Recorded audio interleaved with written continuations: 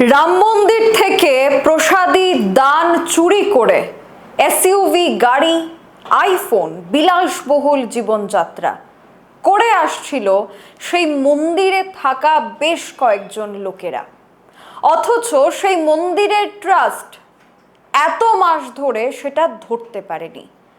কোটি কোটি টাকার অর্থ লুট হয়েছে রাম মন্দিরে। তাহলে কি সনাতন ধর্মকে সামনে রেখে কালো কাপড় বেঁধে মানুষের চোখ ঢেকে দিয়ে এই সকল অসাধু ব্যক্তিরা রামের নামে অর্থ লুট করছিল? কোথায় ছিল তখন ট্রাস্ট?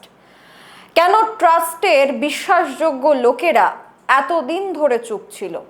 অযোধ্যার রাম মন্দিরের দান বাক্স থেকে কোটি কোটি টাকার নগদ এবং মূল্যবান সামগ্রী চুরির ঘটনা সারা দেশ জুড়ে তোলপাড় সৃষ্টি করে দিয়েছে। ভক্তদের দেওয়া প্রণামের এই বিপুল অর্থ আত্মসাতের অভিযোগে উত্তরপ্রদেশের পুলিশের বিশেষ তদন্তকারী দল এসআইটি তদন্ত শুরু করেছে। ইতিমধ্যে 8 জনকে গ্রেফতার করা হয়েছে। জানা যায়, এই অনুদান কেলেঙ্কারির নৈতিক দায় তুলে ধরা হয়েছে শ্রীরাম জন্মভূমি তীর্থক্ষেত্র ট্রাস্টের সাধারণ সম্পাদক চম্পত রায় এবং ট্রাস্টি অনিল মিশ্রের বিরুদ্ধে। এই ট্রাস্ট যারা পরিচালনা করছিল তারাই তাহলে কি এই আর্থিক নয়-ছয়ের সাথে জড়িয়ে আছে? রামের নামে টাকা লুট করা, যে রাম মন্দির প্রতিষ্ঠা থেকে শুরু করে রাম মন্দিরের ভূমি পূজন থেকে শুরু করে রাম মন্দিরকে বিশ্বের দরবারে তুলে দেওয়ার কাজ করছিলেন প্রধানমন্ত্রী নরেন্দ্র মোদী, তিনি কেন আজ এই চুরির ব্যাপারে চুপ রয়েছেন? প্রশ্ন করছে সাধারণ মানুষ। রাম মন্দিরের নগদ প্রণামী হিসাবে জমা পড়া ৩,৫০০ কোটি টাকারও বেশি অর্থের একটি বড় অংশ এবং অগণিত সোনার উপর গয়নার কোনো হদিশ মিলছে না।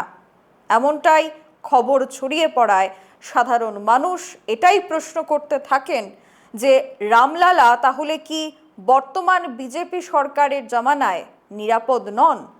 অভিযুক্তদের বাড়িতে তল্লাশি চালিয়ে এখনো পর্যন্ত প্রায় কোটি টাকা নগদ উদ্ধার করা হয়েছে।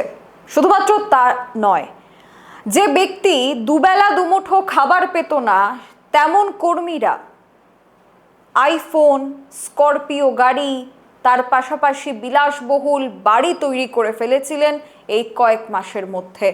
আর সেটা প্রতিবেশীদের নজরে আসে এবং বলা হয় যে তারপর থেকেই এই তদন্তের সূত্রপাত হয়। অভিযুক্তদের নাম রামশঙ্কর যাদব ওরফে তিন্নু, রমাশঙ্কর মিশ্র ওরফে রবি মিশ্র, অনুকূল মিশ্র, লবকুশ মিশ্র, অবিনাশ শুক্ল, মনীশ কুমার যাদব, করুণেশ পান্ডে, সুভাষ শ্রীবাস্তব।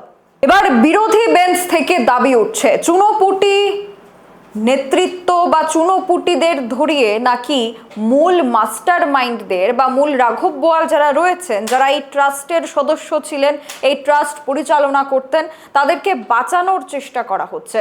উত্তরপ্রদেশ সরকার এবং যোগী আদিত্যনাথ নাকি বড় বড় রাঘব বোয়ালদের বাঁচানোর চেষ্টা করছেন এই চুনোপুটিদের ধরিয়ে দিয়ে। তাহলে কি বর্তমানে কেন্দ্রীয় সরকারে যেখানে বিজেপি রয়েছে, উত্তরপ্রদেশে যেখানে বিজেপি রয়েছে, সেই বিজেপির পরিচালনায় খোদ শ্রীরাম এবং তার মন্দির নিরাপদ নয়? এই বিপুল অর্থ কেলেঙ্কারিতে এবার সুপ্রিম কোর্টের হস্তক্ষেপ দাবি করা হচ্ছে। এখনকার মতো এই বিস্তারিত আপডেট নিয়ে বিদায় নিচ্ছি। পরবর্তী খবরাখবরের জন্য চোখ রাখুন সোশ্যাল বাংলার পর্দায়। নমস্কার। My father used to worry about my education and my future, but I found the right path at Techno College of Engineering. Here, we explore the cutting edge of knowledge of physics, chemistry, computer science engineering, electrical engineering, civil engineering, mechanical engineering, electronics communication engineering, 3D design, and artificial intelligence. We are mentored by world-class faculty members and empowered through the Teka Tools initiative, which connects us directly with industry. Techno College of Engineering.